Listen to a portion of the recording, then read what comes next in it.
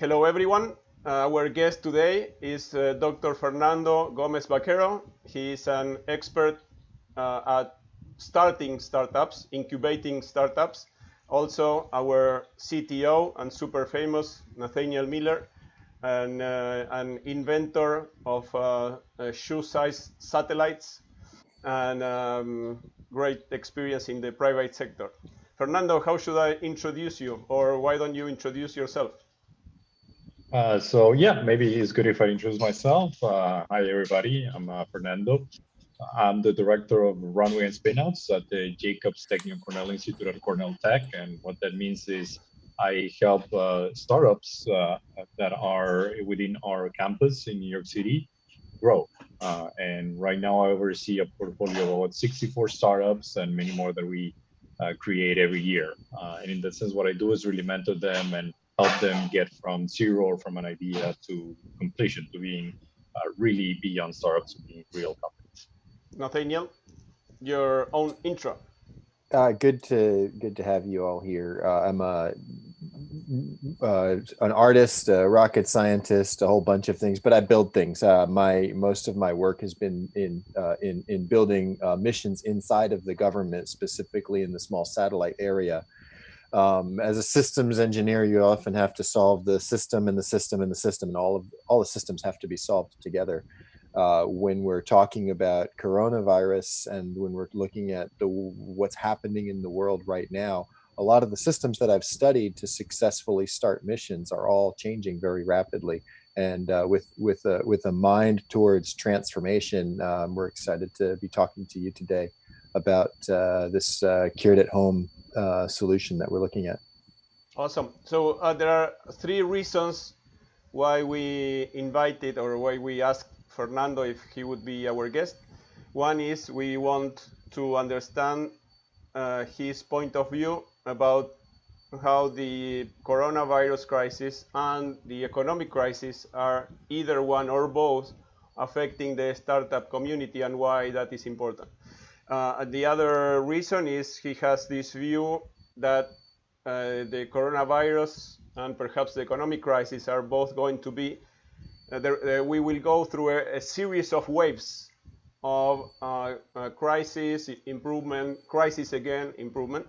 And the third reason is I know Fernando for probably about 5 years. We met because of another of our startups, Supercapacitor, completely unrelated. He's been our technology advisor since then in most of our startups, and he's our technology advisor for curedathome.org and our product, the do-it-yourself coronavirus survival home kit. And so we want to understand Fernando's view of why he joined us as a technology advisor and what he thinks of what we are trying to accomplish at the company and about the do-it-yourself coronavirus survival home kit. Fernando, let's start from your views on both on the impact on startups and with the coronavirus and the economic crisis. My thought of why this is super important is on average, one startup out of 10 survives after the first 5 years. That startup becomes, in most cases, a startup becomes a small business, and perhaps that small business lives for decades. And all those small businesses in the United States, those are the ones that create the most jobs. So when we are talking about jobs, when we are talking about unemployment, most of the jobs come from startups that one day, most come from small businesses that one day were startups, and you are the one helping create many of them. Yeah, so actually you're being optimistic because if you take a look at the startups that are really deep technology startups that are developing things that are really rooted in science, there's actually about 2 in 100 that make it. So it's not even 2 in 10. So it makes it even more complicated as a proposition to take something that is novel and really rooted in science and turn it into a company. And those are the types of startups that we obviously want to see right now, developing a lot of interesting ideas. So I would say that what we're seeing right now is three types of startups, or I would put them in three categories. The first category is we see a lot of the startups that were working in particular sectors like transportation, particularly air travel, and other related services just basically die. This was a complete crisis for them, completely destroyed their business model. It's completely unworkable. People in construction, for example, are suffering a lot and just saying, this is not only completely stop what the activity that I was doing as a startup, it also completely changes the landscape of the startup itself. So it's been absolutely negative for them. We have another category of startups that what they realize is that they got affected. Now, this was really something that they had thought about, but they have an underlying technology that is applicable to solving some of these problems with COVID. So it's either that they had some biotechnology that they can apply, or they were working on some particular type of digital health technologies that it could be applicable to solve a problem with COVID, or it's a service that now they can say, well, I can focus it more for either doctors or anyone that is in the front working for COVID. So there are some companies that are taking this opportunity saying, well, I can pivot, right? And I can go, and maybe it's not a hard pivot, maybe they're not doing it forever, but saying, I do have an underlying technology that works for this. And then we have the third category, and the third category is companies that all of a sudden this just completely catapulted in a positive way their business model. I have a great example of a company that I do know that has an information and analytics platform system for wine shops and for liquor stores. And you can imagine that the explosion in now e-commerce just basically made them grow like crazy. So even though obviously there's a temporary high effect, this just definitely was a positive impact for them, and they're taking advantage of it. So I would say those are the three categories, right? And how many of each are in each category is difficult to tell. I think that most of them are actually in the very failing category, but a lot of them are really trying to figure out, okay, how do I get from that failing category to the middle one where I take my technology and I apply it. And we're trying to help a lot of our companies actually do that, going from one to the other. Nathaniel, you have your own take on startups. In a way, well, you started, or you created this 30 something, 35, I believe, governmental projects that are all about space missions. I don't know if you are allowed to say those things, but what's your look take? Like when you're building a company, you need to have a unique value proposition. When you're building a satellite, you need to have a unique mission value delivery. And so I come from a perspective of understanding something fundamental first, and then understanding what's the gap to achieve that fundamental, and then how do you fill that gap. And so I think right now in the startup world, what I see is I kind of see two dominant narratives that I might pose as the fundamental for this wave. And the first narrative I would say is we've got to flatten the curve. And there's a huge groundswell at a fundamental level trying to understand how to flatten the curve. The other side is we've got to reopen the economy.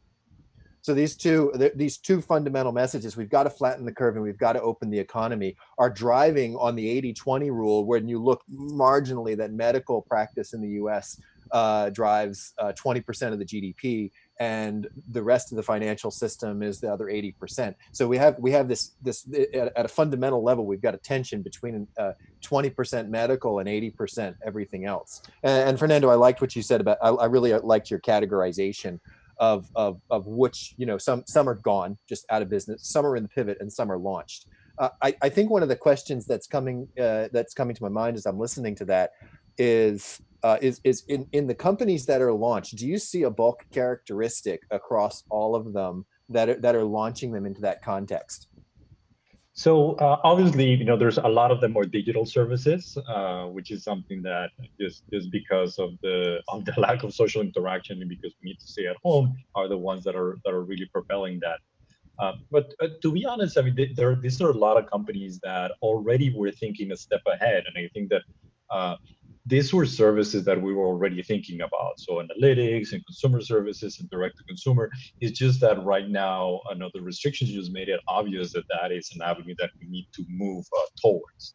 I don't want to focus on one category because I think it's very relevant right now, is the health technology companies, because health technologies, I think that particularly in the US, these startups have been struggling, trying to make the case to hospitals, trying to make the case to insurance systems that what they are doing actually brings benefit, and that we should be less reactionary, we should be more proactive, we should do things to actually already take people out of the hospitals, which are we're already crowded. So what happened with COVID was that all of a sudden, these things that startups have been telling the health system for so many years are now, I always thought they were obvious, but right now it's just that they're not only obvious, they're necessary, right? And they already startups have been saying, why do I need to come back to the hospital all the time to see a doctor for something minor? I should have telemedicine.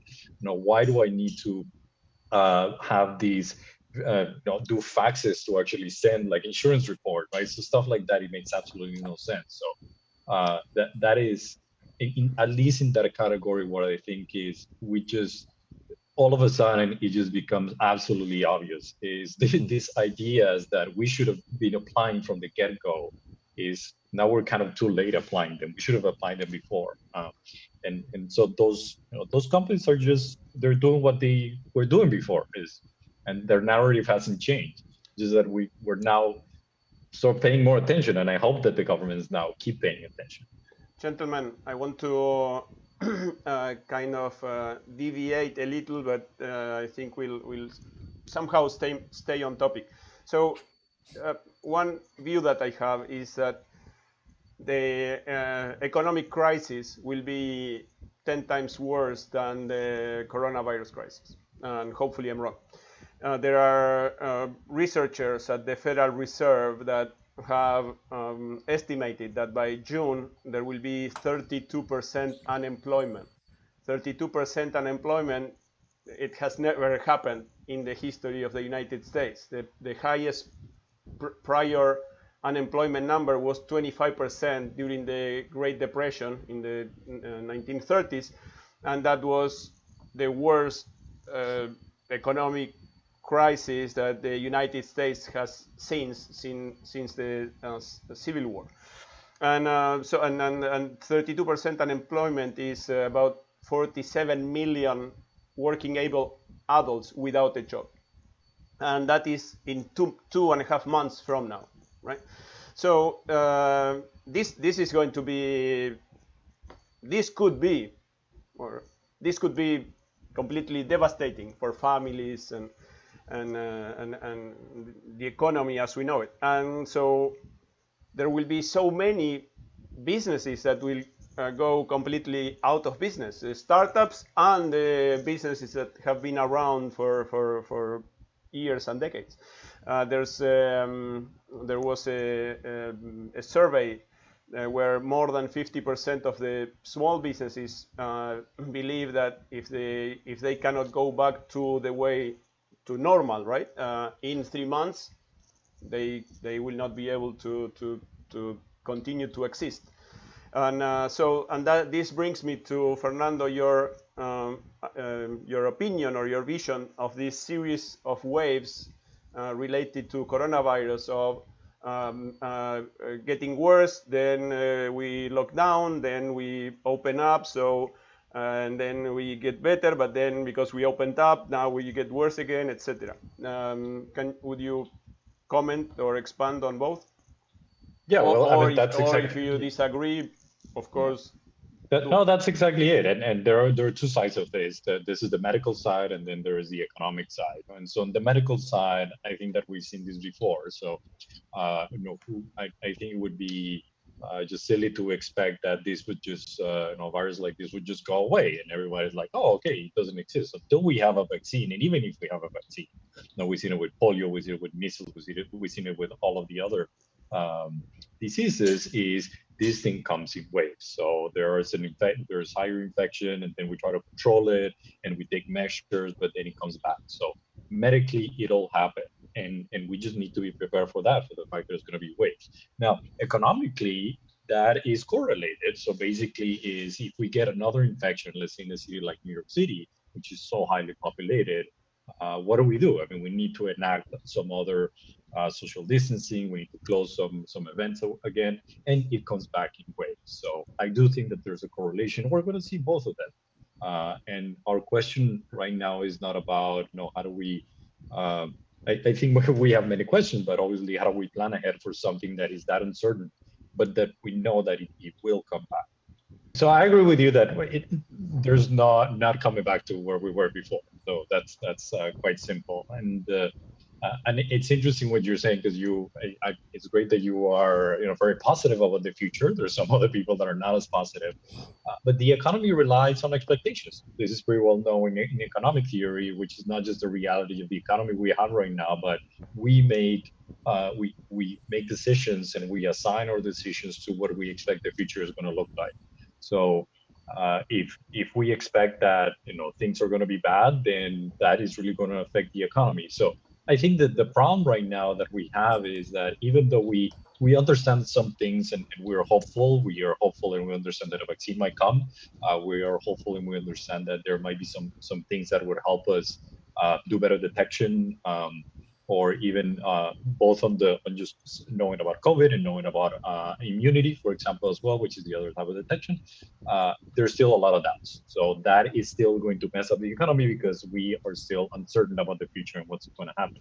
And uncertainty is very demeaning to economic activity. So I think that we obviously, I'm optimistic, and I am working with some startup companies that are working on COVID detection using DNA sequencing. I have some other ones that are working on immunity, and trying to understand herd immunity, and trying to actually do sort of a certificate for immunity. But at the core of things, and this is why cureathome.org is really something that I find interesting, is we need to be more certain that if someone gets the disease, they're going to stay away from the general population, and they're going to get treated in the right way. And I don't think until we know that until we know for sure that people are going to be taken care of, that they're going to have good medical advice, that we are really going to be certain that we're not going to have those flares, that we're not going to have other cycles. And that's just the reality of it. So there are 3 or 4 reasons for people to consider cured at home and our do-it-yourself coronavirus survival home kit. And one is what you just said, Fernando, about the need that if we reopen the economy, the person who gets infected needs to stay isolated, not to infect more people. Another reason is that we were seeing in March how in certain cities, mainly perhaps in Italy, Spain, Ecuador, where the clearest cases were, just a few thousand residents of a city completely overwhelmed the healthcare industry, and how hospitals were overflown of patients. And so hopefully it never happens, but if there is a situation where I get infected, I try to make it to the hospital, and they tell me, sorry, we run out of beds, and we run out of doctors and nurses, and there's none of anything available, then my only option is to go back home to die. So if that's my only option, I rather have some tools at my disposal than none. And the third reason is that without, of course, completely unknowingly, we are killing our saviors. We are killing our doctors and our nurses because we are infecting them, because we are asking them that they spend 16 hours per day at the hospital, and perhaps it's impossible not to get infected with all that exposure to the virus almost 24/7, right? So when we need more doctors and more nurses, we get less because we keep infecting them.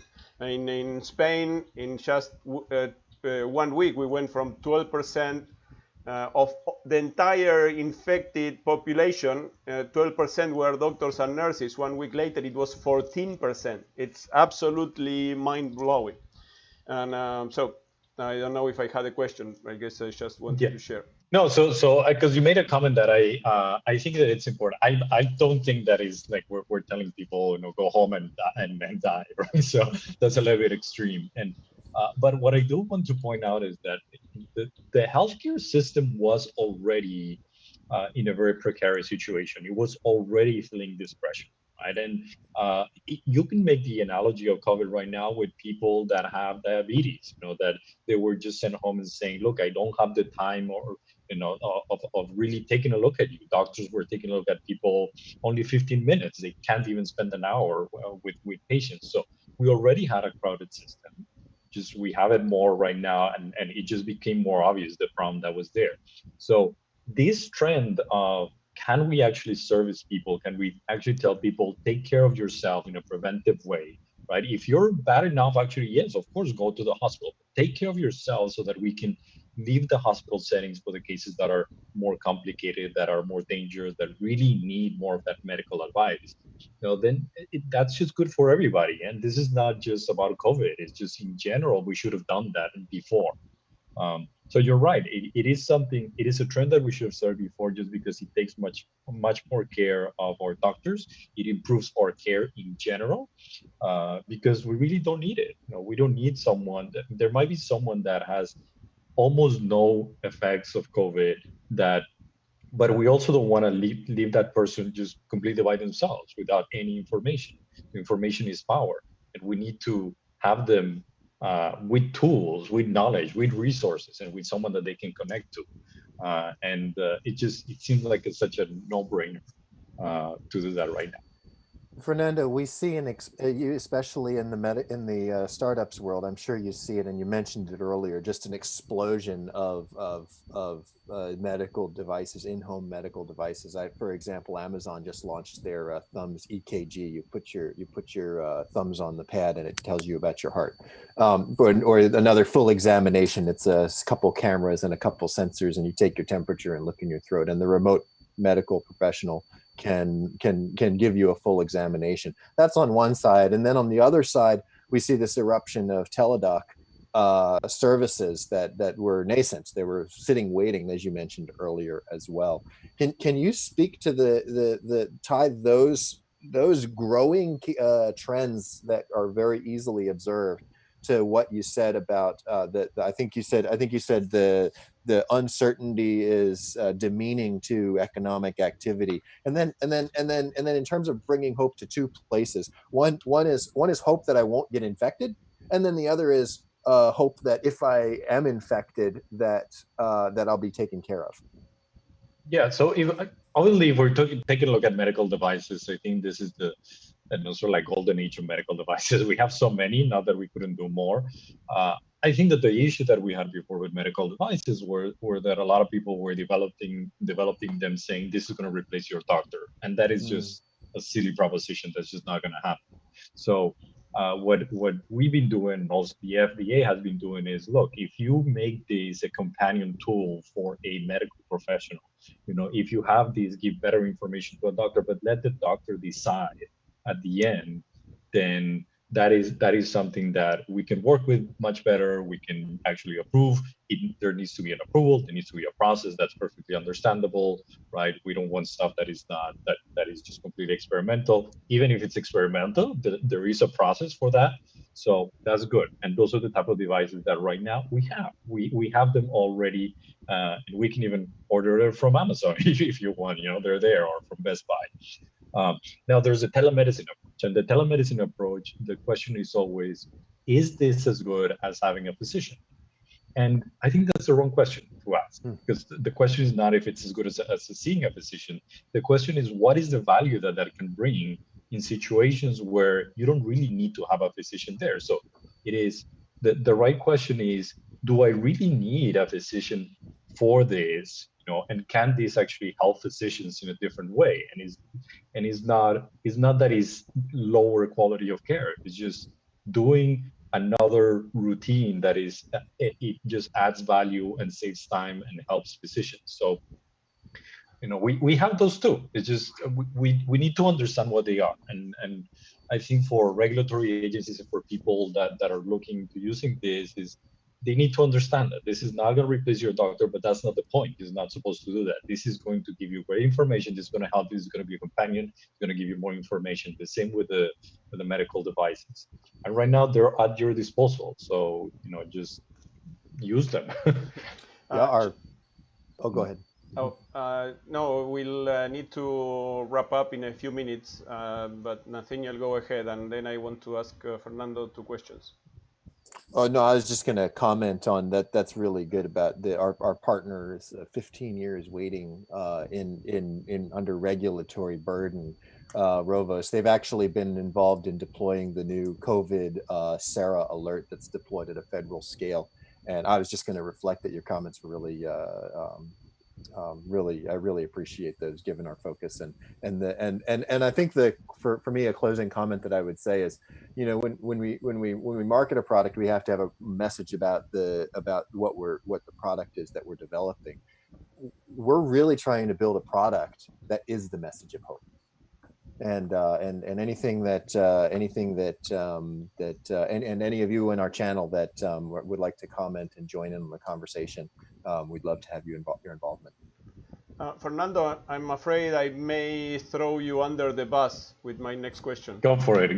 Yeah, the type of questions I like.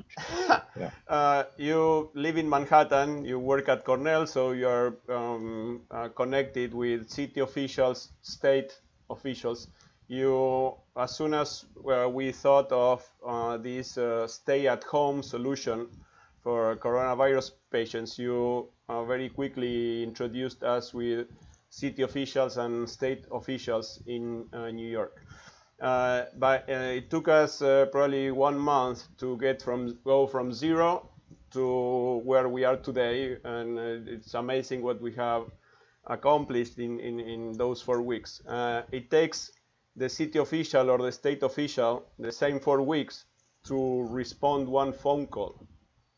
So that's not snail pace, that is 1 million times slower. So what's going on? They are, is it that they only respond to status quo? Is it that they are completely overwhelmed? Is it that they are incapable of thinking out of the box, or what? No, look, I mean, it's pretty. I think it's pretty obvious that that if you're an official right now and you're working in the government, you are focusing much on the urgent, not on the necessary, and that's really what's happening, right? And right now they're getting slammed for the urgent. We don't have protective equipment. We don't have a way of sanitizing it. We don't have this. So they're really trying to focus all of the resources on that, and that is a partial. You know, that is important, but that is not a long-term solution, right? And so I'm hopeful, and I think that, you know, most of the people that I've seen in the government are saying, you know, we want to get to that longer term type of vision.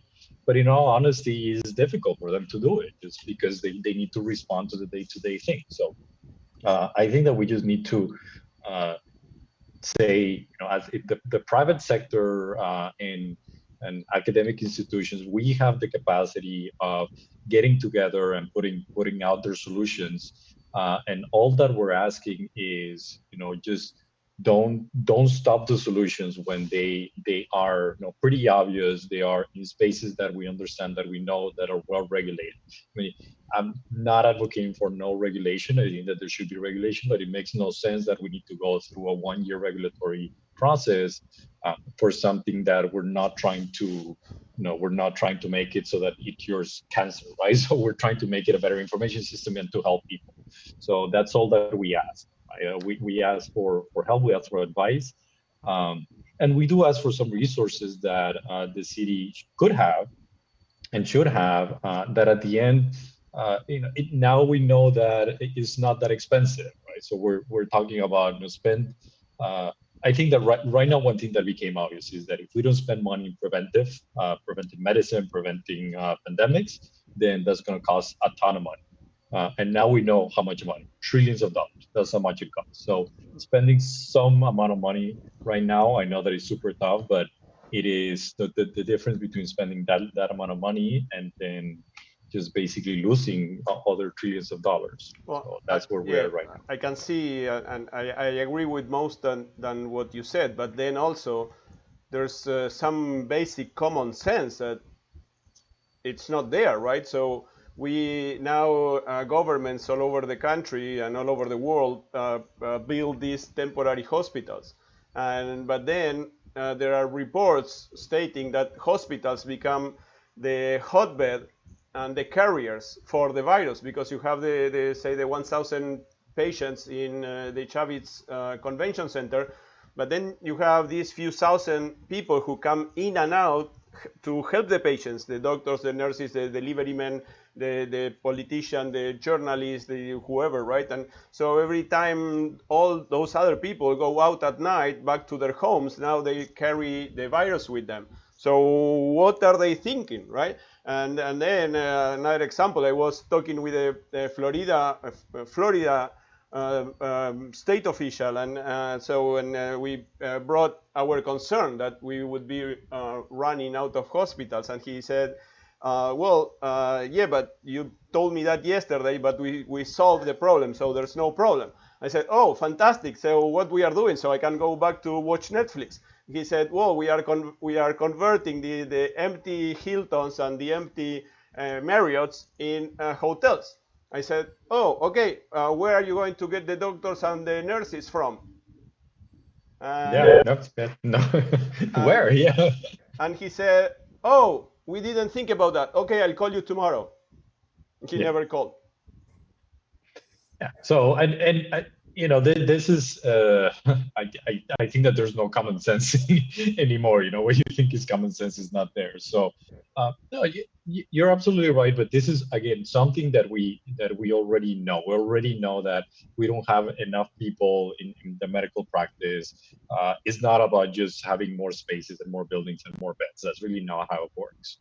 It's about having the right way, the right way of people being treated depending on the stage that they're at, depending on what they are, where they're at, right? So if someone definitely has pneumonia and needs to be intubated, for God's sakes, hopefully a hospital can help them. And that's what we need: ventilators, we need all this stuff. But there's going to be a lot of people that they're going to be able to resolve this at home. It's going to be painful, but they will resolve that. And that takes up a huge amount of pressure out of the healthcare system. So, why are we bothering trying to figure out how to do more hospitals? Is let's really give people the tools and the power to take care of themselves.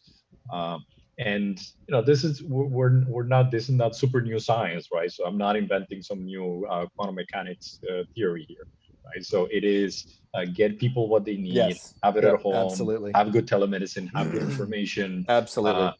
And as I'm doing it for COVID, and you're saying, oh, but it's just a one-time thing, for COVID. No, I mean, what about when you get diabetes? What about when you get heart disease? This is still helpful when you get all that stuff. So it's not just a report right now. Just a shameless plug, Fernando. The World Health Organization put together a committee, and they have 50 recommendations of how to treat coronavirus, COVID-19 positive test. Of the 50, only 6 of them are strongly recommended, and you can do it with things off of Amazon. So I can't agree more with what you're saying. Yeah, exactly. And we always praise so much that we can get anything that just at home, that we have everything one click away. I mean, really, I think that we buy a lot of crap. So this is the first opportunity, instead of buying a lot of crap, buy actually something that is useful, that is going to take care of your health, life saving, and maybe the saving of your neighbor. Yeah, exactly. Yeah.